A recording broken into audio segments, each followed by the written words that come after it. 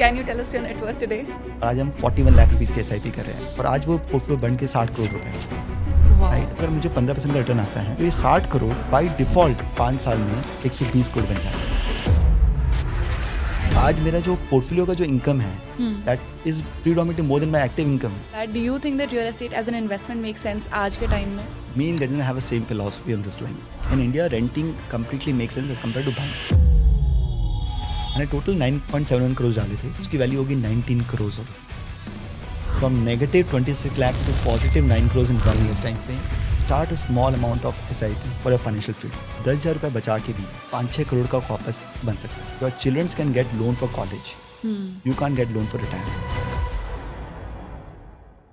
Hello and welcome to another episode of the Net Worth Show. मेरा नाम है शगुन और आज हम बात करेंगे डायरेक्टर ऑफ एटिका वेल्थ से मिस्टर निखिल कोठारी। आज हम उनकी पर्सनल वेल्थ क्रिएशन जर्नी के बारे में बात करेंगे एंड समझेंगे कि वो 40 लाख रुपए के SIP क्यों करते हैं। If you find this interesting, stay tune till the end. चलिए इस कॉन्वर्जेशन को शुरू करते हैं। आपकी पर्सनल फाइनेंस जर्नी अभी तक कैसी रही and can we talk about जो भी आपके पहले माइलस्टोन्स थे, तो लाइफ में पहला फर्स्ट लाख, पहला 1 करोड़, वो कैसे कैसे आया and how was that feeling for you? जिस दिन मैंने अपनी कमाई स्टार्ट की, राइट, अपने खुद के पैसे जब कमाना स्टार्ट किए, उस दिन से मैंने एक चीज़ स्टार्ट कर दिया कि मैं हर महीना कुछ पैसा सेव करूँगा। तो मेरी जब 8,000 की सैलरी थी तो भी मैं एटलीस्ट 1 से 2,000 रुपये पैसा सेव करने की कोशिश कर रहा था थ्रू SIPs, राइट। वो 1 से 2,000 से बढ़ के 10,000 बने, राइट, और 10,000 की वही हम हर साल जैसे हमारी इनकम बढ़ती गई, right, we keep on increasing SIPs। तो ये हम नॉर्मली देखते हैं कि आपकी इनकम बढ़ती है पर अपनी SIP नहीं बढ़ाते हो। हाँ। सबसे ज़्यादा इंपॉर्टेंट है जैसे से आपकी इनकम बढ़ती है आप अपनी SIP बढ़ा रहे हो नहीं बढ़ा रहे हो, राइट। तो हमने 10,000 से फिर 1 लाख हुई, फिर 2 लाख हुई और आज हम 41 लाख रुपीस की SIP कर रहे हैं, the whole family, right. So one thing is what हमने ये ध्यान रखा है कि बहुत सारे लोग सोचते हैं कि मुझे बहुत पैसा कमाना पड़ेगा। कमाने से ज़्यादा कमाना तो आपको पड़ेगा ही। आपका वेल्थ क्रिएशन का जो फॉर्मूला होता है वो आपके कमाने के बाद कितना पैसा आप इन्वेस्ट कर रहे हो उस पर निर्भर करता है। क्योंकि अभी भी हम बहुत सारे लोग देखते हैं कि काफ़ी पैसे कमाते हैं पर उनकी जो इन्वेस्टमेंट्स है, जो सेविंग्स है, बहुत मीगर है, क्योंकि वो सारे पैसे अपने खर्चे में निकल जाते हैं। तो आप कभी वेल्थ नहीं बनाओगे। वेल्थ बनाने के लिए आपका जो इन्वेस्टमेंट सेविंग का कंपोनेंट है वो बहुत इंपॉर्टेंट है, राइट। तो हमने SIP स्टार्ट की, जैसे हमारी इनकम बढ़ती गई हम SIP बढ़ाते गए जी। और जो पहले 1 करोड़ बनने में बहुत लंबा समय लगता है, राइट। अगर आप कोई 50,000 रुपये की SIP कर रहे हैं और पहला 1 करोड़ बनने में 9 साल लग जाता है तो आपको लगता है यार कितना लंबा टाइम हो गया, अभी तक 1 करोड़ भी नहीं बना। पर जो अगला 1 करोड़ रुपए है वो 4-4.5 साल में बन जाता है, ऑलमोस्ट हाफ में, ऑलमोस्ट हाफ सेकंड करोड़। और उसका जो थर्ड करोड़ है वो आपको 2-2.5 साल में बन जाता है, अगेन हाफ ऑफ दैट। और अगर मैं ये जर्नी अगर 10-12 करोड़ की बात करूँ तो लास्ट के जो 1-1 करोड़ रुपए हैं वो लेस देन 1 ईयर में बनते हैं। This is what the compounding is all about. तो हम ये गेम 5-10 साल के लिए नहीं खेल रहे हैं। हम जब इन्वेस्ट करते हैं हमारा जो होराइजन है वो 20-25 साल का है और तब आपका कंपाउंडिंग रोल प्ले करता है, बिल्कुल, राइट। तो पहला 1 करोड़ बनने में काफ़ी टाइम लगा और जैसे जैसे आप इनकम अपनी SIP बढ़ाते गए आपके पोर्टफोलियो आपका ग्रो होते गया और आज वो पोर्टफोलियो बन के 60 करोड़ रुपए हो गए, right. 60 crore portfolio, but that's not the stop here. अभी तक तो मैंने पैसे के लिए अभी तक काम किया और पैसे इन्वेस्ट करके सेव करते गए। अब मैं जर्नी दिखाता हूँ नेक्स्ट 5 साल में क्या होता है, कंपाउंडिंग कैसे प्ले करता है। एज्यूम करते हैं कि अगर मुझे 15% का रिटर्न आता है तो ये 60 करोड़ बाई डिफॉल्ट 5 साल में 120 करोड़ बन जाता है। मुझे 20 साल लगे, 15 साल लगे पहले 60 करोड़ बनाने में, अगला 60 crore only from this portfolio will become 120 crore. और मैं अपनी SIP भी कर रहा हूँ, जैसे मैंने कहा मैं 40 लाख की SIP कर रहा हूँ। अगर मैं एज्यूम करता हूँ मैं हर साल 10% से बढ़ाते रहता हूँ, as my income increases I will keep on increasing. और ये मैं अगर 5 साल और करते रहता हूँ वो अगला 40 करोड़ और दे देता है मुझे। तो 60 का 120 और SIP से अगला 40 करोड़। तो बाई डिफॉल्ट नेक्स्ट 5 साल में ही जो आज 60 करोड़ की वैल्यू है वो 160 करोड़ हो जाती है। I think this is power of compounding in like one statement. Compounding is all about time. Yeah. Right? तो पहला 10-15 साल आपको बहुत मेहनत करना पड़ेगा पैसे के लिए काम करें, फिर आपका पैसा आपके लिए बहुत भयंकर काम करता है, right. And this is where the compounding comes in.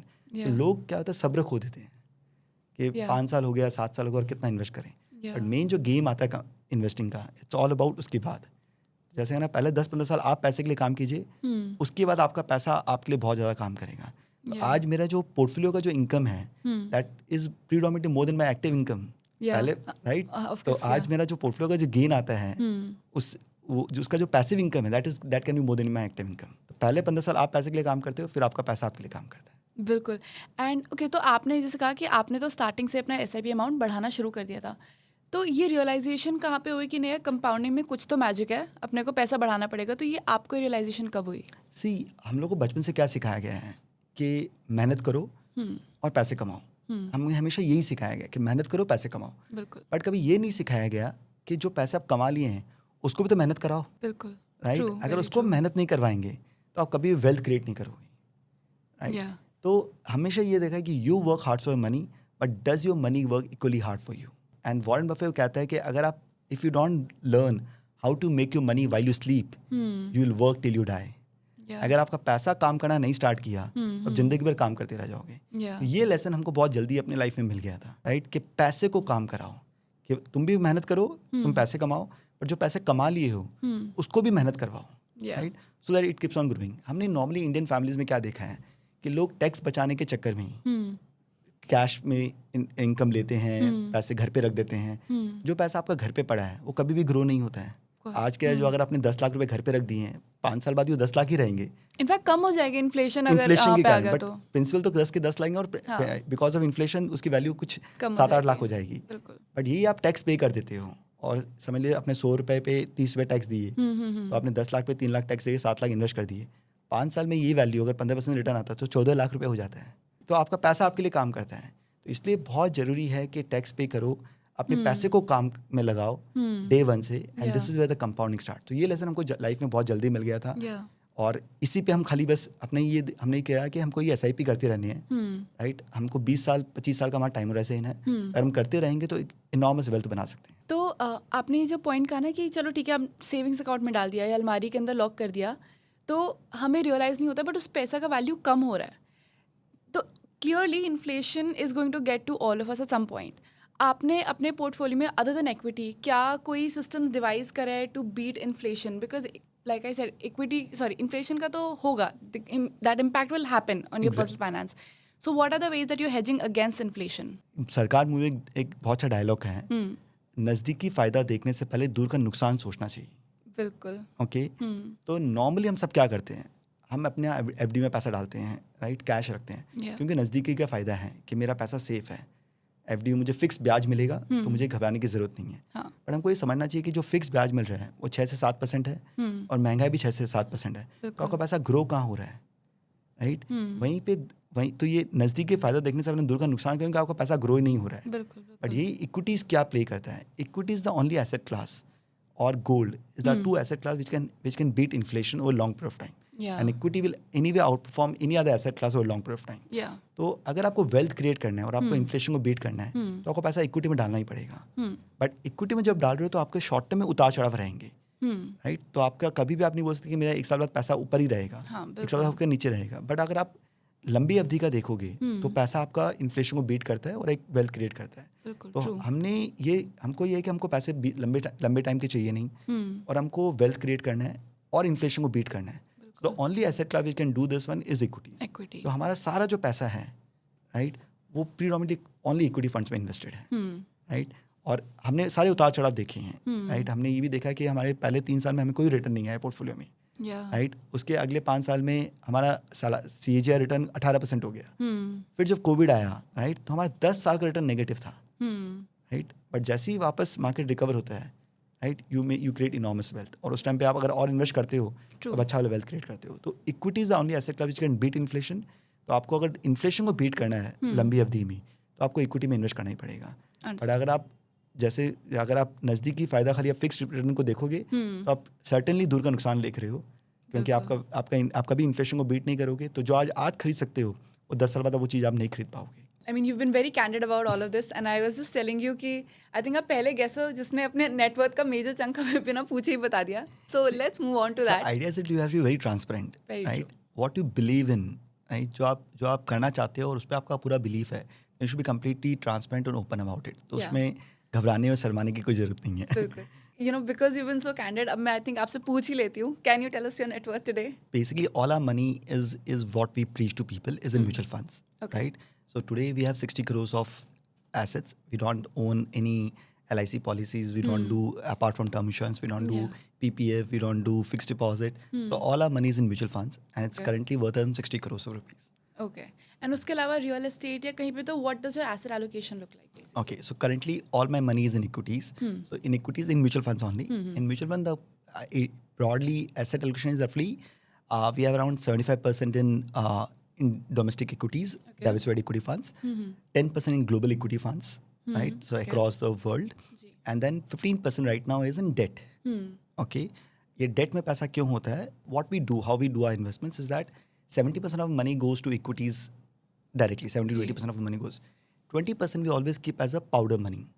Okay right कि 20% जो हम कमाते हैं, जो हम सेविंग्स करते हैं, उसमें से 20% should go in date funds, 15-20%. Whenever we get any opportunities, right, that is the time we'll be using this money to invest. Say for example, कोई हमको कोई भी contra calls आता है. What do you जी. mean by contra calls is something which is not in favor right now, okay right? But it can, if it turns out to be good, it can create enormous wealth. Like say for example, 6 महीना पहले हमने China में invest किया. Okay Right? So China market not doing that great. So we had this debt money, which we put good part of the money in China. Okay In 2020, when COVID happened, Okay. when market falls. या So then that's the time you should invest more money. So this is where the extra 20% gives us the tactical calls. या जो हम अलग अलग जगह पे invest कर सकते हैं whenever we have a contra calls. जी. और otherwise 80% of money what we save goes to diversified equity fund on a monthly basis through SIPs. We understood don't try to time that part of it. Okay. Only 20% we try to play a tactical call, which at different point of time we can take a call that हमको international में डालना है, हमको commodity में डालना है, हमको date में रखना है, हमको कहीं और इन्वेस्ट करना है. So that's the option what we have in the 20%. Understood Right? Remaining all keeps on investing in that. तो बेसिकली जो आपका डेट पोर्शन है वो इक्विटी के रिस्क को थोड़ा सा न्यूटर करने के लिए. न्यूट्रल करने के लिए और या कोई टेक्निकल कॉल कॉन्ट्रा बेट हाँ, लेने के लिए. done. राइट कि something which is not in favour right now, I am to bet on that 20% of the money goes there. Yeah understood. So Gajendra sir के साथ जब मेरी बात हुई थी लास्ट टाइम, सो उनका ये बड़ा एक बहुत ही I would say controversial statement ये था कि उनको रियल एस्टेट में इंटरेस्ट नहीं है, ही rents. True. And he was very open about that. What is your opinion on that? Do you think that real estate as an investment makes sense आज के time में? So me and Gajendra have a same philosophy on this line, right? Okay. So we completely believe that renting completely makes sense than buying the real estate in India. Okay. So I'll give you example. समझ लो आपको एक 4 करोड़ का flat है और आपने 4 करोड़ का flat खरीदा, उस पर आप स्टैम्प ड्यूटी दोगे 25 लाख रुपए और फिर आप इंटीरियर्स कराओगे तो लगभग 5 करोड़ का फ्लैट हुआ. अगर आप उसको रेंट पे भी देते हो तो लगभग आपको जो रेंट आएगा वो 1 से 1.25 लाख रुपए का आएगा. उस पर आप मेंटेनेंस दोगे, सोसाइटी बिल, प्रॉपर्टी बिल, तो आपको लाख रुपए महीने का मिला. Instead of doing that, I put this whole 5 crores in a fund, assuming that gives me say 13% return. And from there, I withdraw 1 lakh rupees every month on month, right, to pay the rent. Okay. आज से 15 साल बाद वो जो portfolio है जी. उसकी value लगभग 25 से 30 करोड़ रुपए होगी. नहीं और वो रियल एस्टेट जो आपका है वो 30 करोड़ का नहीं होगा. होगा. Right? So financially, it completely makes sense to rent a house than buying the house. Right? Second reason why you should not buy the house before 45. Okay? Before 45, you want flexibility in life. True. Right? अगर आपको आज आप दिल्ली में हो, कल आपको बॉम्बे में job मिला, अगर आपने दिल्ली में घर खरीद लिया होता तो बॉम्बे मूव नहीं होंगे. राइट? और कल आपको कहीं और जॉब मिली तो आप नहीं लेते हो क्योंकि आप बोलो यहाँ पे घर है, क्यों जाके रेंट पे रहेंगे. हाँ, वो एक तो आप- लायबिलिटी सी हो जाती है ना, आपको वहाँ पे EMI देना है, फिर वहाँ पे आपको रेंट देना है, तो आप बोलो यार नहीं यहीं पे रह जाते हैं. तो यू ब्रेक योर फ्लेक्सिबिलिटी. कल आपने जॉब चेंज किया, Bombay is a straight line, it starts from Virar, Borivali and then comes to Churchgate. अगर आपने घर बोरीवली में ले लिया और अचानक में आपको जॉब मिला चर्च गेट में, daily you are travelling 1.5 hours going and 1 hour coming, तो आपको जो मेजर लाइफ का टाइम तो ट्रैवलिंग में चला गया. So it doesn't add value to your life. So what we always believe is that you should rent a house very close to your office. क्योंकि जब यंग हो, human capital is more important than your financial capital. क्योंकि आप जितना काम करोगे उतना पैसे कमा सकते हो. बिल्कुल. घर हमेशा ऑफिस के पास में, रेंट पे. So at least you don't spend time on travelling and spend more time on office और doing some productive work, learning and something. After 45, once you have created enough corpus, then you can buy the house. Right? और by 45 you have very clear requirement. आपका requirement बहुत clear रहता है. हाँ. जब हम starting में समझ लें आपने 30 में घर लिया तो आप क्या 30 के एज में घर लोगे तो आप क्या लोगे, 1.5 BHK लोगे क्योंकि आप उतना अफोर्ड कर पाओगे. 5 साल बाद जैसे आपकी इनकम बढ़ेगी आप बोलोगे अब तो मुझे 2.5 BHK चाहिए. तो वो जो पुराना घर है वो आप बेचोगे, वापस खरीदोगे, तो you lose out lot of that. जब आप बाय द टाइम 40-45 के होते हो तो आपको 3 BHK चाहिए. again you lose out in this one. Yeah. So instead of doing that, till 45 based on your requirement rent a house. Yeah. After 45 आपको requirement clear होती है कि आपको कैसा घर चाहिए, कहाँ पे चाहिए, किस लोकेशन में चाहिए, जी. and then buy the house. Right. I think I love the second part of this answer because first वाला जो है the number part हर कोई बात करता है, but the second part जहाँ पे आपकी flexibility बहुत compromise होती है Exactly. and potential बहुत compromise होता है, that's not talked about So I'll a give you lot. real life example, right? जब हम पहली बार बॉम्बे में गजेंद्र बॉम्बे आए थे और उससे पहले तो हम लोग बोरीवली में रहे थे, राइट? फिर हमारे पास रीजनेबल अमाउंट ऑफ पैसे हुए कि हम बोरीवली में घर खरीद सकते थे. We move to Andheri. Okay. Okay, अगर हमने बोरीवली में घर खरीद लिया होता हम कभी भी अंधेरी मूव नहीं होते, राइट? फिर हमारे पास थोड़ा रीजनेबल अमाउंट ऑफ पैसे थे कि हम अंधेरी में घर खरीद सकते हैं. We move to Churchgate, right? And in Bombay the close like it's always good that for us our work if I am Churchgate is far better for me Okay. As compare to Andheri and as compare to Borivali. क्योंकि I was renting out, मैं हमेशा move कर सकता जी, था जी. Because I had a flexibility, right? और मैं हमेशा ऑफिस और घर हमेशा हमने पास में रखा है, तो हमारा ट्रैवलिंग टाइम जो है वो हमेशा बच जाता है, right? And for us the value is all about time, right? जितना समय मैं क्लाइंट के साथ बिताऊंगा वो ज़्यादा बेटर है एज कम्पेयर टू ट्रैवलिंग में बिताऊंगा, Yeah. राइट? मेरा ऑफिस और घर is like 10 minutes walk, Oh, that's very convenient. right? So you Yeah. walk to office, you go home for lunch, right? You again go आराम से रात को कभी भी जाना है आप 10 मिनट घर पहुंच जाते हो. Yeah. You don't have stress that कि मुझे घर जाना है, Hmm. right? So that gives you flexibility, Yeah. right? And it gives you peace of mind. That is more important, Yeah. right? After 45, do I want to buy the house? The answer is yes, because by then my requirement will also be clear, and then I've created enough corpus for my financial freedom. उसके बाद जो आपको घर लेना वो आप ले सकते हो. अंडरस्टूड. तो जब आप कहते हो कि आपका 70% पैसा म्यूचुअल फंड्स में है, नेचुरली मेरे माइंड में आएगा कि म्यूचुअल फंड्स या इक्विटी तो थोड़ा रिस्की है. सो आपको कभी ये डाउट नहीं होता? अभी तो हम एक आई थिंक इंडियन ग्रोथ के एक अच्छे फेज में है जहाँ पे the numbers look good, but tomorrow when the growth slows down तो तब आपको थोड़ा दिल में धक नहीं होगी यार मैं तो सारा पैसा ही इक्विटी में डाल दिया, अब ग्रोथ स्लो हो रही है, मार्केट स्लो हो रही है. तो उस चीज़ को प्रिवेंट करने के लिए what are the things that you have in mind? दो चीज़ बहुत ध्यान रखना चाहिए कि मुझे पैसे कब चाहिए, पर्पस क्या है उस पैसे का, राइट? सो अगर एग्जांपल मुझे कुछ पैसे चाहिए, अगर मेरी समझ लो डॉटर ग्रेजुएशन के लिए बाहर जा रही है पढ़ने के लिए और मुझे उसके लिए हर साल की फ़ीस देनी है, तो my goal is very short term. तो उस टाइम पे अभी जो पैसे हैं मैं इक्विटी में इन्वेस्ट कर रहा हूँ. जब मेरे बच्ची की पढ़ाई समझ लो when she is 16-17 and the goal is after 1 year, then I will move that money to a debt और a conservative fund, okay. so that I don't take the market risk because the goal is very very short term. तो कोई भी पैसा निवेश करो उसका एक लक्ष्य होना चाहिए, गोल होना चाहिए, राइट? आप गोल के हिसाब से इन्वेस्ट करो और जैसे आप गोल अगर 10 साल दूर है तो आप इक्विटी इन्वेस्ट करो.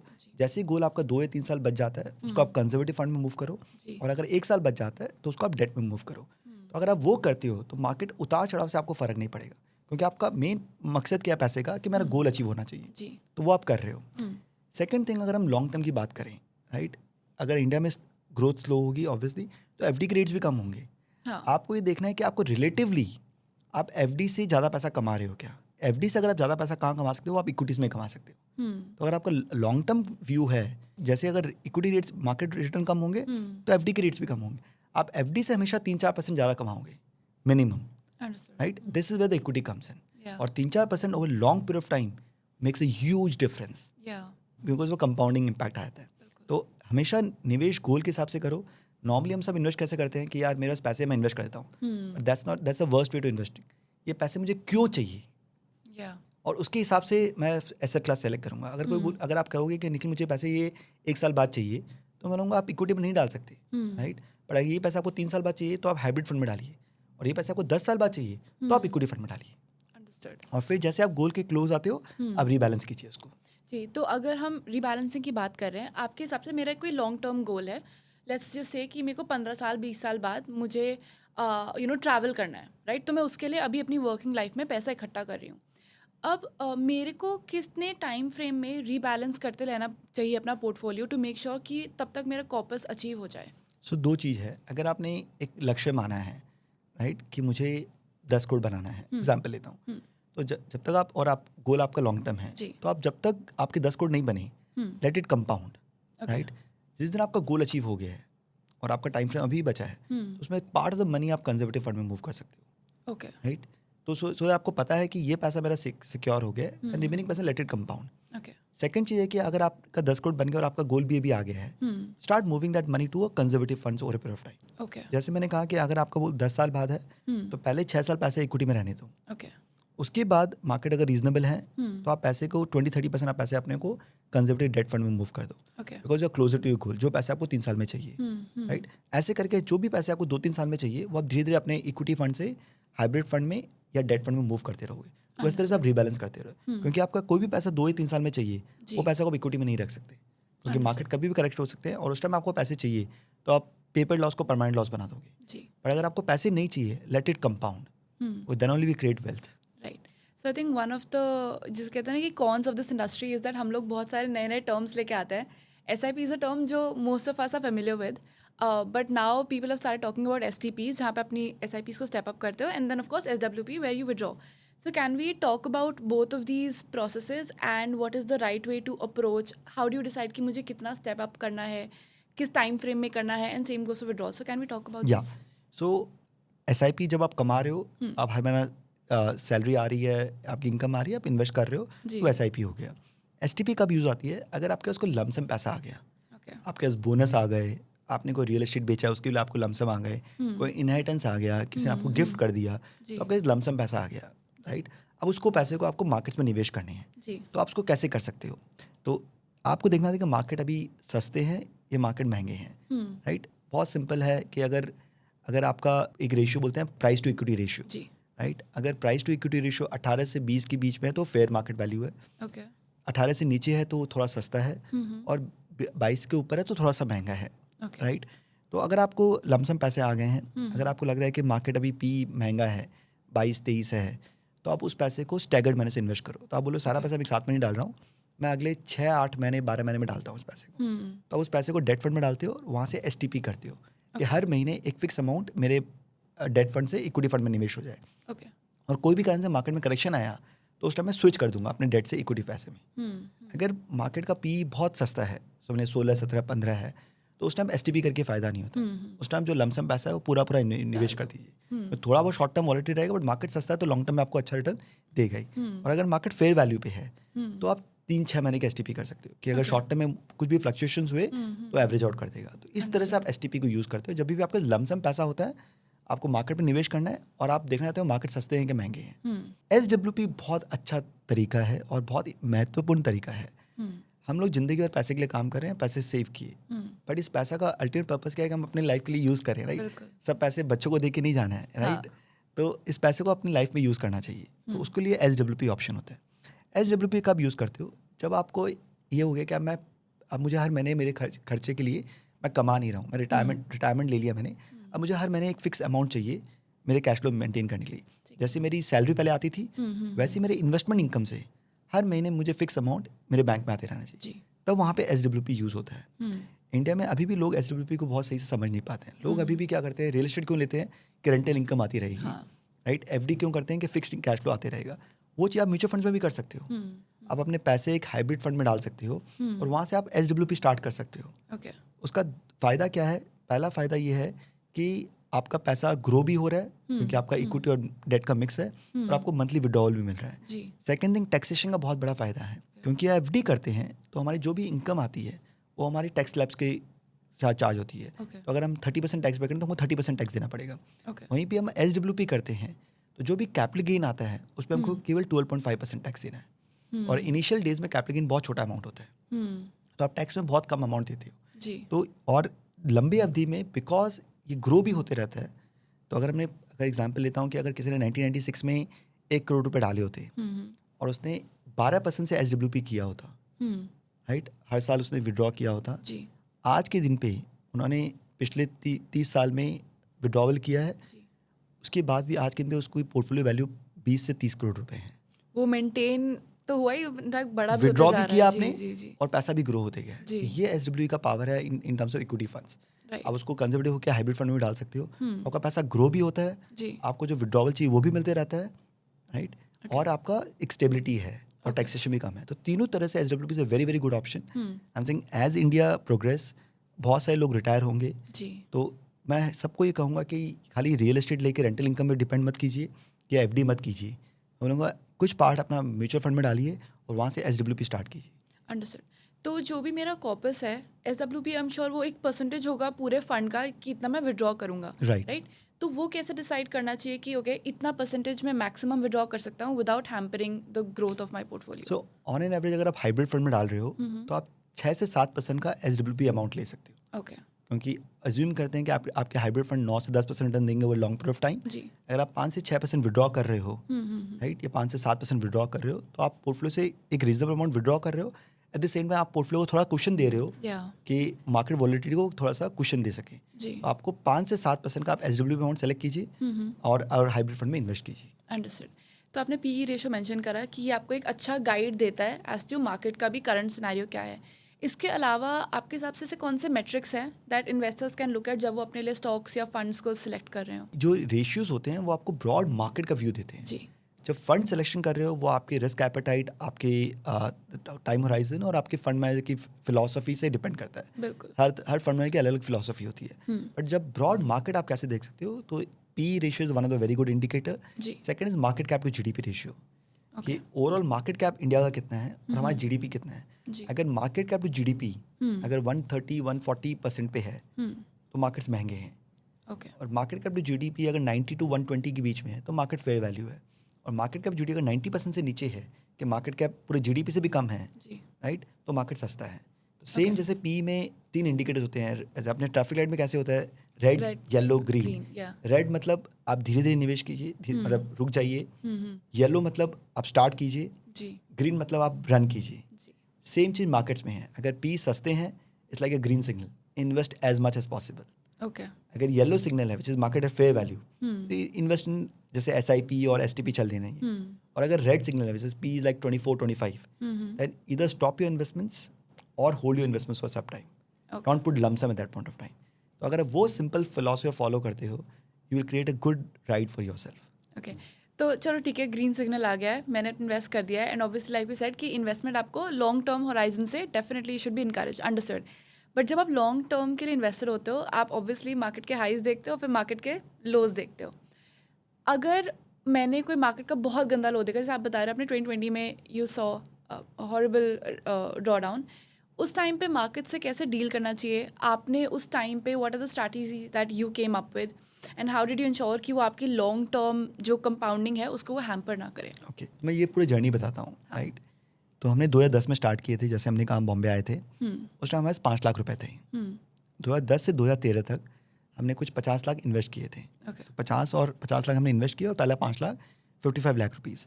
After 3 years of investments my portfolio value was 53 lakh rupees, negative 2 lakh rupees. 3 साल मैंने निवेश किया है, फिर भी मेरा पोर्टफोलियो नेगेटिव है। बट अगर मुझे पैसे चाहिए, द आंसर इज़ नो।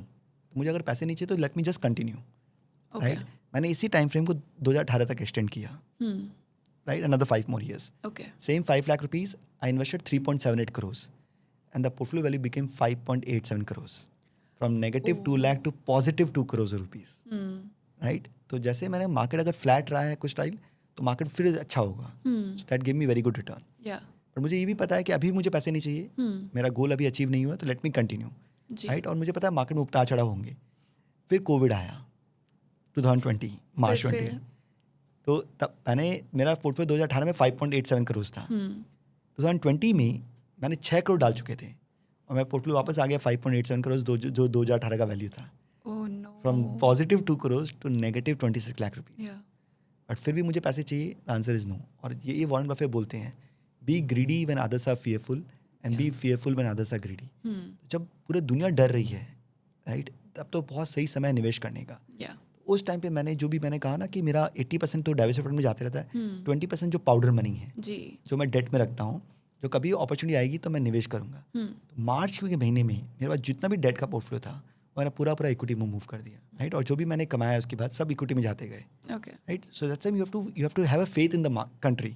आपको ये पता है कि कोविड से हम बाहर निकल सकते हैं, आंसर इज यस. जैसे ही अगर बाहर निकलेंगे तो मार्केट वापस अच्छा करेगा. एक साल मैंने एक्सटेंड किया, तो 20 से 21 मैंने टोटल 9.71 करोड़ डाले थे. उसकी वैल्यू होगी 19 crore of rupees. From negative 26 lakh to positive 9 crore in 1 year's time frame. And return came back to 20%. I think I am looking at the -2 lakh से ये जो आप ये 19 लाख करोड़ का बता रहे हो, दैट इज अ क्रेजी. और तो ये पूरा जर्नी है, ये स्ट्रेट लाइन नहीं होगा. या. ये सारे अप्स एंड डाउन्स आएंगे. But market will reward you, या राइट. और जैसे मैंने कहा कोविड के बाद 1 साल के अंदर the portfolio value became positive 9 crore, 100% return, right. और व्हेन द कंपाउंडिंग स्टार्ट्स, वो 19 करोड़ अगले 4 साल में वो 40 करोड़ तो ऐसे ही बन जाता है because of compounding, right. So what I am trying to say is that कि मार्केट्स में उतार चढ़ाव होंगे, आपको अपना गोल समझ के इन्वेस्ट करना है. अगर आपका गोल लॉन्ग टर्म है, ये जो खराब फेज आता है जब मैंने कहा कि पी बहुत नीचे आती है, मार्केट बहुत गिर रहा है, आपका रिटर्न्स पिछले 3-4 साल का नेगेटिव है, उस समय सही समय है और निवेश करने का, राइट. तो और आप अगर निवेश कर सकते हो तो आप उस टाइम पे जितना हो सकता है निवेश कीजिए. अगर आपके पास पैसे नहीं है निवेश करने के लिए तो मैं ये कहूँगा उस टाइम निकालिए मत. एटलीस्ट अपना पेपर लॉस को परमानेंट लॉस मत बनाइए. वो तो नोशनल लॉस है. वो तो नोशनल लॉस है, तो वो तो आप जैसे ही रिकवर होगा आपको रिटर्न आ जाएंगे. उस समय पैसे निकालिए मत.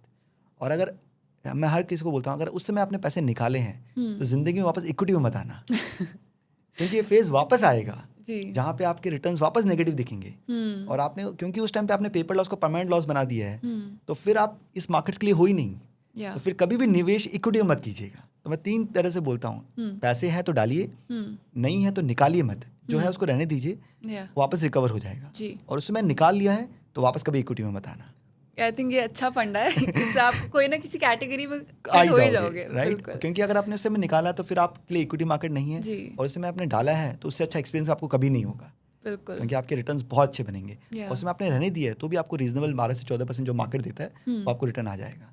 इक्विटी मार्केट में ये है हमेशा है कि टाइम अगर आप देते हो मार्केट्स को तो आपके रिटर्न्स वापस आ जाते हैं, राइट. और आप खराब टाइम में अगर निवेश कर रहे हो तो आपके रिटर्न्स बहुत अच्छे बन सकते हैं. बट नेचुरली फिर मेरे माइंड में क्वेश्चन आएगा कि अगर आज को कहते हैं कि मार्केट गिर गई, ठीक है, 3-4% गिर गई, आपने मुझे बोला है कि नहीं डरना नहीं है, यू स्टे इन्वेस्टेड, ठीक है. अब मैं कल उठी, मैंने फिर देखा मार्केट नीचे गिर गई. अब ये तो होते रहेगा. I don't know when we are going to hit the bottom. तो फिर अगेन कब तक मेरे को एवरेज डाउन करते रहना चाहिए? हाउ डू यू डिसाइड कि अब बस हो गया, अब बॉटम आ गया, इसके ज़्यादा पैसे नहीं डाल सकते हैं?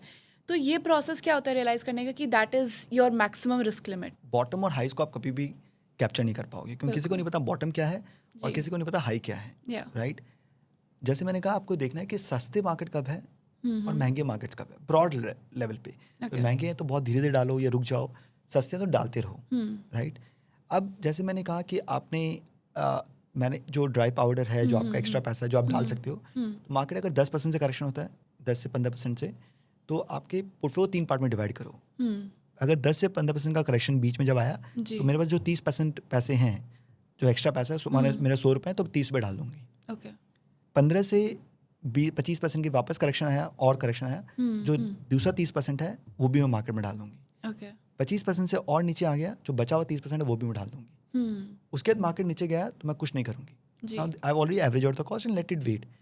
फिर then give it time, right. वो वापस टाइम दो, वापस रिकवर होगा और रिकवरी बहुत फास्ट होता है जी. और जैसे ही वो रिकवर होगा तो आपने जो 3 ट्रांचेस में जो पैसे डाले हैं, राइट, वो आपको बहुत अच्छा रिटर्न देंगे, राइट. जो लास्ट ट्रांच है वो सबसे अच्छा देगा, राइट. तो फिर आपका जो एवरेज रिटर्न है, आप एवरेज इन्वेस्टर से ज़्यादा पैसा कमा लोगे. तो आपको अपने पैसे जो है वो आपको 3 ट्रांच में डालने चाहिए. 10 से 15% करेक्शन में आप तो 30% डाल देना चाहिए. 15 से 25% में वापस 30% डाल देना चाहिए. और 25 से वापस नीचे आए तो वापस 30% डालें. उसके बाद वेट करो क्योंकि उसके आप नहीं जाते, क्योंकि मार्केट जो 25% नीचे होते हैं बहुत रेयरली होते हैं, बट आप उसके लिए लास्ट तक वेट नहीं करोगे, आपको नहीं पता कितना नीचे जाएगा. एंड आई थिंक आपका पैसा इतने में भी बन ही जाएगा जब इतने में आपका एवरेज बहुत अच्छा एवरेज कॉस्ट हो जाएगा. और जैसे ही मार्केट रिकवर करेगा, राइट, जो आपका डाउन में जो आपने पैसे डाला है उसमें एग्जॉर्बिटेंट रिटर्न आएंगे आपको. और आपका ओवरऑल पोर्टफोलियो रिटर्न काफ़ी अच्छा हो जाता है. अंडरस्टूड. तो आई थिंक आपने हमें स्ट्रैटेजी दे दी है for a very bad market. But इस क्वेश्चन को थोड़ा हाइपोथेटिकल मानते हैं एंड अज्यूम करते हैं कि अब आप निकल नहीं हैं, अब आपका नाम अमन है एंड अब आप 24 साल के हो. अब आपकी एक नॉर्मल जॉब है, you earn 40-50,000 rupees a month. आपके हिसाब से अमन को किस तरीके से अपने पैसे को इन्वेस्ट करना चाहिए, सेव करना चाहिए, स्पेंड करना चाहिए, कैसे बाइफोकेट करना है इस पैसे को? सबसे पहले थैंक यू बोलूँगा अगर आपने मुझे 24 साल के अमन बना देते हो तो क्योंकि सबसे बड़ा जो अमन के पास वेपन है वो है टाइम, राइट. तो अमन के पास सबसे ज़्यादा जो है वो कंपाउंड कर सकता है अपने पैसे को अगर वो सही समय से निवेश करना स्टार्ट करता है. तो अगर वो 24 साल का है, अज्यूमिंग वो अपने पेरेंट्स के साथ रह रहा है, तो उसकी 40-50,000 जो भी वो कमा रहे हैं उसमें उसका पर्सनल खर्चा 10 से 15,000 रुपये होंगे, राइट. तो 20 से 25,000 रुपये बचा सकते हैं. तो मैं ये कहूँगा उसमें से उसको 10 से 15,000 रुपये उसको अपना फाइनेंशियल फ्रीडम के लिए रखना चाहिए, राइट? आज हम जिस एज में हैं, राइट, उसमें हम जिंदगी भर हमको हम we only live once, right? तो हमको जिंदगी भर काम नहीं करते रहना है, हमको अपना पैशन के लिए भी काम करना है, राइट? तो 10 से 15,000 रुपए उसको अपने फाइनेंशियल फ्रीडम के लिए डालने चाहिए कि by the time he is 50 he have enough money, right, to that he is not working for money anymore, पैसे के लिए काम नहीं कर रहा, राइट? तो 10 से 15,000 रुपये उसको अपना फाइनेंशियल फ्रीडम के लिए डालना चाहिए जी। 10 से 15,000 रुपये उसको अपने मीडियम टर्म गोल्स के लिए डालने चाहिए, ओके, राइट? जैसे गाड़ी हो गई या फिर वेकेशंस हो गए, राइट, उसके लिए डालना चाहिए। और 5,000 रुपये उसको कंटिजेंसी फंड में डालना चाहिए। ठीक है। अगर कोई भी कारण से कोई कंटिजेंसी आई, मोस्ट टाइम वो पैसे को निकाल पाऊँ। ये 3 बकेट में उसको अपने पैसे डिवाइड करने हैं। तो जो फाइनेंशियल फ्रीडम का पैसा है वो इक्विटी फंड में डालना चाहिए, जो 3 से 5 साल का वो हाइब्रिड फंड में डालना चाहिए, और 5,000 जो रुपये कंटिजेंसी के लिए वो डेट फंड में डालना चाहिए, राइट? और एक चीज़ ध्यान रखना, जैसे उसकी इनकम बढ़ेगी उसको अपने तीनों बकेट में उसी प्रपोर्शन से अपनी SIP बढ़ानी चाहिए, ओके, राइट? उसको अपना फाइनेंशियल फ्रीडम के लिए बढ़ानी चाहिए, उसको मीडियम टर्म गोल्स के लिए बढ़ाना चाहिए, और कंटिजेंसी के लिए थोड़ा सा और बढ़ाना चाहिए, क्योंकि जैसे आपकी इनकम बढ़ती है आपके कंटिजेंसी फंड भी थोड़ा सा बड़ा होना चाहिए।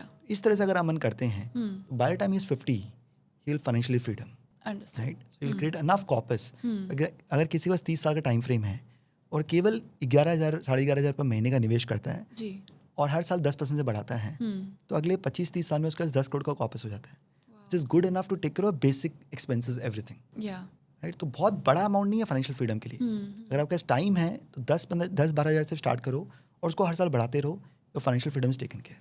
Understood. And you come from middle class family, so आपको ऐसा क्या लगता है, ऐसे कौन से आइडियोलॉजीज है जो the middle class has about money जो आपने ओवरकम कर लिया, and that is why you doing so well off? So सबसे बड़ी जो फिलोसफी है which still there, if when I talk to my dad he still says the same thing, okay? और अभी भी मेरी डैड के हमेशा भी बात होती है, हमेशा इसी टॉपिक पे बात होती है जी, कि खर्चे कम करो, खर्चे कम करो। हमें जिंदगी भर ये सिखाया गया कि खर्चे कम करो, कभी ये नहीं सिखाया गया कि कमाई बढ़ाओ, राइट? तो हमको फोकस ये करना चाहिए कि हम अपनी कमाई कैसे बढ़ा सकते हैं, खाली खर्चे पे ध्यान मत दो। जस्ट टू गिव एग्जांपल, जब हम अंधेरी में थे और हमको चर्चगेट मूव होना था, तो in Andheri we were paying rental of 40-50,000 rupees. हम जब चर्चगेट मूव हुए तो हमारा रेंटल 1,10,000 हो गया था, राइट? तो सबसे पहले आया कि यार इतना खर्चा बढ़ा रहे हो, इतना खर्चा बढ़ा रहे हो, राइट? तो हमें ये सिखाया कि खर्चा कम करो। और हमने कहा कि पापा अगर मैं डेली चर्चगेट से अंधेरी ट्रैवल करता हूँ, I spend 1 hour going and coming, तो 2 घंटे मैं डेली का वेस्ट कर रहा हूँ। Same goes for Gajendra, he also travels 2 hours, so हम लोग डेली के 4 घंटे वेस्ट कर रहे हैं। अगर यही चीज़ हम चर्चगेट मूव हो जाते हैं, right, will save this 4 hours. हम अगर कोई ट्रेनिंग भी कर रहे हैं, लेक्चर भी दे रहे हैं, I get 3,000 to 5,000 rupees per hour. 3 घंटे लेक्चर भी दिए तो मैं 10,000 रुपये महीने का कमाऊंगा, दिन का कमाऊंगा। और अगर मैंने ये 30 दिन किए तो लाख रुपये कमाऊंगा, तो मेरा रेंट तो पूरा फ्री हो गया है, राइट? तो फोकस ऑन योर अर्निंग्स, कि कैसे आप ये वाइज कॉल लो कि अपने खर्चे को बढ़ाए, पर उससे आपकी इनकम कैसे बढ़ सकती है in terms of working hard, working new things, right? तो कमाई को बढ़ाने का सोचो। तो लोग हमेशा बोलते हैं कि पैर उतना ही फैलाओ जितनी चादर है, कभी चादर को बड़ी करने के लिए कोई नहीं बोलता है, बिल्कुल, राइट? तो ये मिडिल क्लास की मेंटलिटी है कि हमेशा खर्चा पे फोकस करते हैं, कमाई पे फोकस नहीं करते। पर अगर आपको बड़ा बनना है तो focus on increasing your income, not only expenses. इतना ऐसा मत कोई खर्चा लोन लेके खर्चा मत करो, बट केवल खर्चे पे ध्यान देने से और कमाई पे ध्यान नहीं दोगे तो मतलब नहीं है। आई थिंक अभी मार्केट से बढ़ के अभी फिलोसॉफिकल हो गया है ये, तो इसे लाइफ का ज्ञान मिल गया है मुझे, तो काफी कुछ सोचना पड़ेगा। वही आपने कहा कि what is the learning, so I am saying this is the only learning which is the biggest learning in our thing, right? कि focus on your income, how can you increase your income. And जैसे मैंने कहा कि CFA में बहुत अच्छा चीज़ पढ़ाया गया था, ह्यूमन कैपिटल और फाइनेंशियल कैपिटल, कि जब आप यंग होते हो your human capital is more important than your financial capital, right? तो अर्ली एज में ये फोकस करो कि मैं अपना टाइम कैसे बचा सकूं, क्योंकि उससे जो आप अपने आप को अपग्रेड करोगे, पढ़ाई और अच्छा करोगे, ऑफिस में अच्छा काम करोगे, तो आपकी तरक्की फास्टर होगी, तो आपकी इनकम बहुत अच्छी बढ़ सकती है। उस टाइम पे फाइनेंशियल कैपिटल पे ध्यान मत दो। जब आप 50s में आते हो तो आपका financial capital is more bigger than your human capital, so ये चीज़ बहुत ध्यान देना चाहिए। Second, very recent and which you keep on preaching to our client, right, that focus on your health, right? Okay. And why health is so critical, right? And health is a real wealth, which I always say. So why I'm saying that? Normally जब आप 50s के हो जाते हो ना, तो आपको लगता है यार बहुत थक गए हो कॉर्पोरेट वर्ल्ड से, I want to quit and so on so forth. ये क्यों होता है? क्योंकि आपने हेल्थ पे कभी ध्यान नहीं दिया, and your body takes a toll on your thing. मैं ये बोलता हूँ कि अगर आप हेल्थ पे ध्यान देते हो, हर दिन अच्छे हेल्थ पे ध्यान दे रहे हो, तो अगर आप उससे आप अपना वर्किंग लाइफ है ना, केवल अगर 1 साल से और बढ़ा लो, तो जब आप 50s के हो 50-55 तो आपकी on an average salary is around like से 30-50 लाख टू करोड़ रुपीज़। अगर आपने कोई भी कारण से अपना 1 साल वर्किंग लाइफ और बढ़ा दिया तो आप एक्स्ट्रा 1 करोड़ रुपये कमाओगे। बिल्कुल। उतना पैसा आपने ज़िंदगी भर हेल्थ पे खर्चा नहीं किए, right? Very true. So focus on your health. उस हेल्थ से अगर आप 1 साल भी अपना लॉन्जिविटी, वर्किंग लॉन्जिविटी बढ़ा लेते हो, वर्किंग लाइफ, जो 1 साल में आप उतना पैसा कमा लोगे, that will take care of all the expense which you have done your health. So health is the real wealth. So focus on your health. So make sure that you increase your working life, which will take care of all your expenses what you have done your health. Yeah. So आप इतनी सारी चीज़ें बोल रहे हो, आपने कहीं ना कहीं से तो सीखा होगा. So आपके हिसाब से what are the best resources right now जिससे कोई इंसान पर्सनल फाइनेंस के बारे में सीख सकता है? पर्सनल फाइनेंस के बारे में जैसे from a business perspective there's a author called as Nick Murray. There's a trainer called as Nick Murray. Okay. Who has taught a lot of us on the business side of it. Okay. Right? How do you work? How do you scale your business? What type of clients you should look at? Yeah. ये हमें निक मरी की book से काफ़ी कुछ सीखने मिला है। मॉर्गन हॉसल की बुक से सीखने मिला है इन टर्म्स ऑफ इन्वेस्टिंग, कैसे इन्वेस्टिंग करना चाहिए। So all this has come from various sources of learning, right?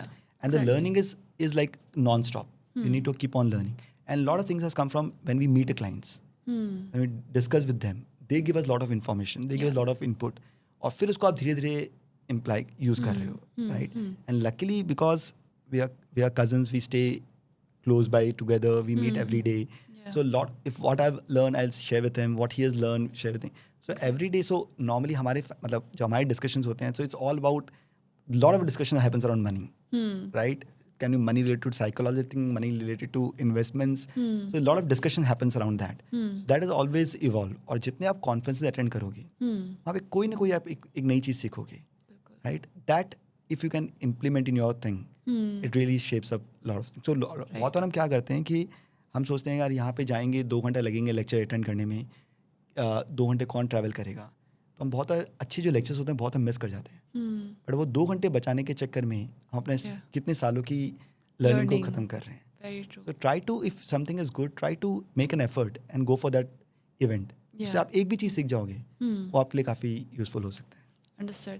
So I think what I understood is that एक तो ऑफ कोर्स बुक्स एंड वो वाला जो रिसोर्स होता है, सेकेंडली कम्युनिटी, आसपास के जो आपके लोग हैं, आपको उनसे बहुत सीखने को मिलेगा। चार्ली मंगर हमेशा कहता है कि आप किससे मिल रहे हो, तो आपका जो सर्कल है जिससे आप मिल रहे हो वो बहुत क्रिटिकल है। Most of learning comes from your people around you, and that's why I always say that this is the best business we are in. क्योंकि इस बिजनेस में आप अलग सेक्टर के लोगों से मिल रहे हो, जो लोगों ने अपनी ज़िंदगी में अच्छे काम किए, अच्छे तरक्की की है, उनसे मिल रहे हो, उनसे आप इतना कुछ सीखने को मिलता है, right? Because you meet so many people and you get to learn so many things, right? तो learning is never ending in this business, and that's why we love this business the most. इससे comparison कोई दूसरा business नहीं। Same goes for you, like you meet so many people, right? You interact with so many people, every interaction will give you some new point, exactly, and your learning keeps on compounding. जैसे wealth compound है वैसे learning भी compound होती है। Exactly. Right? So if any business which involves talking to people, I think that's one of the best business to be in. Yeah, because you do, I mean, I talk to, a lot of people like you, and there's a lot of inspiration, of course, and then जो stories से जो insights होता है, I think that really changes the trajectory of your life. True. There's a lot of inspiration. Great. I think हमने बहुत equities के बारे में बात करी है, and अब बहुत conviction है आपका when it comes to equities. तो थोड़ा सा उसके ऊपर वापस आते हैं। ठीक है, मैं आपसे बिल्कुल convinced हो गई हूँ, equities is where I want to put my money. अब विद इन एक्विटीज़ किस तरीके के डाइवर्सिफिकेशन के तरीके हैं that I can ensure that मैं कहीं भी एक जगह कॉन्सेंट्रेटेड ना हूँ? अगर आप जब इन्वेस्ट कर रहे हो तो इन्वेस्ट में 2 चीज़ें होती हैं जी। एक होता है मार्केट कैप, लार्ज कैप सबसे बड़ी कंपनीज, मिड कैप जो मिड साइज कंपनीज है जी, स्मॉल कैप जो छोटी कंपनीज है, राइट? ये 3 मार्केट कैप ब्रॉडली होती है। और दूसरा होता है स्टाइल। कोई फंड मैनेजर जो वैल्यू इन्वेस्टिंग करते हैं, कोई फंड मैनेजर जो ग्रोथ इन्वेस्टिंग करते हैं, कोई फंड मैनेजर जो मोमेंटम इन्वेस्टिंग करते हैं। सो ये डिफरेंट स्टाइल्स ऑफ इन्वेस्टिंग है। ये हमेशा देखिए मार्केट्स में कभी भी एक चीज़ लाइफ लॉन्ग नहीं चलेगी। जिस दिन अगर ये हो गया कि फिक्स हो गया कि एक चीज़ लाइफ लॉन्ग चलेगी तो पूरी दुनिया वही करने लग जाएगी, उसमें वैल्यू बचेगा ही नहीं। तो कभी ग्रोथ चलेंगे, कभी मोमेंटम चलेगा, कभी वैल्यू चलेगा, कभी लार्ज कैप होंगे, कभी मिड कैप होंगे, स्मॉल कैप। सो आप जब पोर्टफोलियो बना रहे हो तो ये सबका कॉम्बिनेशन होना चाहिए, राइट? तो आपके पास 3 से 4 फंड होने चाहिए पोर्टफोलियो में, which are of different styles, right? Someone may follow multi-cap with a growth bias. Someone follow mid-cap with a quality bias, right, some for large cap with value bias. कुछ भी combination करके आपको एक combination का एक portfolio बनाना चाहिए। तो आपके 3 से 4 फंड पोर्टफोलियो में होने चाहिए जो अलग अलग स्टाइल और अलग मार्केट कैप्स के हों, ओके, राइट। और एक ही फंड हाउसेस के चारों फंड मत लीजिए, अलग अलग फंड हाउसेस के, because you get different style of investing. तो 4 फंड इन्वेस्ट कीजिए। Then don't look at individual fund performance, क्योंकि कभी एक फंड चलेगा, कभी दूसरे फंड चलेगा, but overall portfolio will be far more stable, right, and something will work in some point of time and over long period of time, assuming के fund में अच्छा काम किए हैं, डिसेंट काम किए, तो आपका एक रीजनेबल रिटर्न बन सकता है। So what you should have is 3 to 4 funds in your portfolio. Okay, 10 fund भी नहीं होने चाहिए पोर्टफोलियो में, क्योंकि फिर क्या होता है, आप पूरा मार्केट को खरीद रहे हो। क्योंकि हर स्टॉक में, हर फंड में 50 स्टॉक्स होंगे, ब्रॉडली में पूरा मार्केट खरीद लिया, तो इससे बेटर आप इंडेक्स ही ले लो। एक्सट्रीम डाइवर्सिफिकेशन भी नहीं होना चाहिए, एक्सट्रीम कॉन्सेंट्रेशन भी रिस्की है अगर आपने खाली एक ही फंड लिया है। जी, 3 से 5 fund is a different combination of different style, and invest in that and keep on investing, understood. और टेक्निकल कॉल जो होता है कि एक्सट्रीम अगर आपको कोई चीज़ बहुत गिरा हुआ है, राइट, और आपको लगता है कि लॉन्ग टर्म ग्रोथ अच्छा है उसका, उस सेक्टर या थीम का, पर आज बहुत गिरा हुआ है, तो उसमें आप 15-20% अपना पोर्टफोलियो डाल सकते हो at different point of time, right, to play that, to give that extra alpha. 80% of portfolio should be in this 4-5 funds and keep on investing. Understood, okay. And अगर कोई अपनी इन्वेस्टिंग जर्नी इस podcast को देख के inspire हो गया and they started their journey, आपके हिसाब से what are the first 2 categories of funds that they should be investing into? So अगर कोई फर्स्ट टाइम इन्वेस्ट कर रहा है और अगर उसको आज के ना, से multi cap and large and mid cap is a good combination. Okay, multi cap gives you exposure to large cap, mid cap, small cap across all 3, बिल्कुल, and large and mid cap will give you exposure to large cap and mid cap both combination. Okay, अब आप भी start करो तो directly small cap में मत जाइए, क्योंकि स्मॉल कैप में बहुत ज़्यादा वॉलिटिलिटी होती है। जी, तो अगर आप घबरा जाओगे और जब मार्केट्स खराब फेज में हैं, तो आप उसमें फिर आप इक्विटी में इन्वेस्ट ही नहीं कर पाओगे। Start with multi cap and large and mid cap. जैसे जैसे आपका कन्विक्शन बढ़ते रहता है, you can add couple of more funds in your portfolio, right. Completely I don't say large cap, because वहाँ पे रिटर्न पोटेंशियल कंपैरेटिवली कम रहेगा, not also complete small cap, because volatility बहुत ज़्यादा है। It will have combination of both the things in your portfolio. Understood. And अगर किसी ने इस पूरी कॉन्वर्जेशन को अभी तक सुना, आप क्या चाहोगे, what is the biggest take away that they should be taking away from here? If I have to give like 2-3 takeaways, of course, first is that you work hard for your money, let your money work equally hard for you. So पैसे को कभी भी idol मत रहने दो। चाहे पैसा अगर आपको 10 दिन के लिए भी नहीं चाहिए, आपको पता है, तो लिक्विड फंड में डालो, उस पैसे को बैंक में मत रहने दो। जी, So every money has to work, right? Understood. Because you have worked hard for money, so your money should work equally hard like you. So that's the first important thing. Second thing is that financial freedom is the most important goal. आप अपनी पूरी life किसी पे dependent नहीं होना चाहते। Why when you retire you want to depend on your kids, right? So financial freedom is the most important thing. The day you start working, start a small amount of SIP for your financial freedom, right? And never touch your the savings before retirement.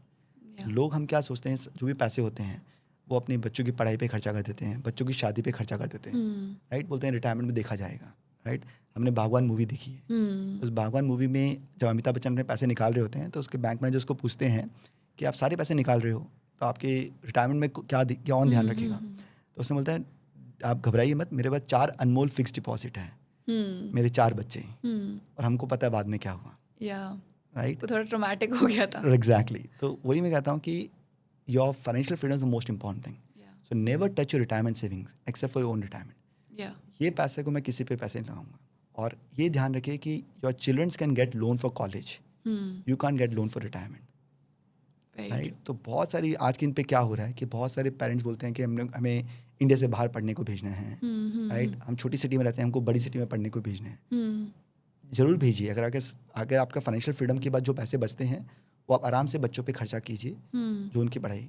But अगर आपको financial freedom पे आप बहुत बड़ा compromise कर रहे हो, तो इंडिया से बाहर नहीं भेज के आप इंडिया में ही पढ़ा सकते हो, राइट। तो आपको पहले फाइनेंशियल फ्रीडम को देखिए, उसके बाद जो पैसा बचता है वो बाकी गोल्स पे यूज़ कीजिए, बट फाइनेंशियल फ्रीडम को कभी कॉम्प्रोमाइज़ मत कीजिए। Thank you so much Nikhil, इतना इंसाइटफुल कॉन्वर्जेशन था ये। And I think like I said कि मुझे ज़िंदगी का ज्ञान ज़्यादा मिल गया, स्टॉक मार्केट का तो चलो मिलते रहता है। Thank you and thank you so much for coming here on the show. The idea is that it's has a combination. So investing is all about 2 things. एक तो आपको राइट इन्वेस्टिंग करना है, but major part of the money is behavioural coaching, right. तो आपको अपना, so market doesn't give you return what you want, market gives you return what you deserve. आप क्या डिजर्व करते हो वही रिटर्न्स आपको मार्केट से मिलेंगे। आप डिजर्व आपके डिपेंड करता है आपका बिहेवियर कैसा है मार्केट्स में। तो ये जो मैंने आपको फिलोसफिकल साइड बोली है, वही एक one of the important criteria है कि why we could have stayed for so long, and that has only help us to create wealth. Exactly. Thank you so much, sir. That was a wonderful conversation. And you too, I hope आपको ये conversation पसंद आया हो. आपका सबसे बड़ा take away क्या था? मुझे कमेंट्स में ज़रूर बताइएगा. अब मैं आपसे मिलूंगी in the next episode of the network show. So take care until then. Investment in the securities market is subject to market risks. Read all the related documents carefully before investing.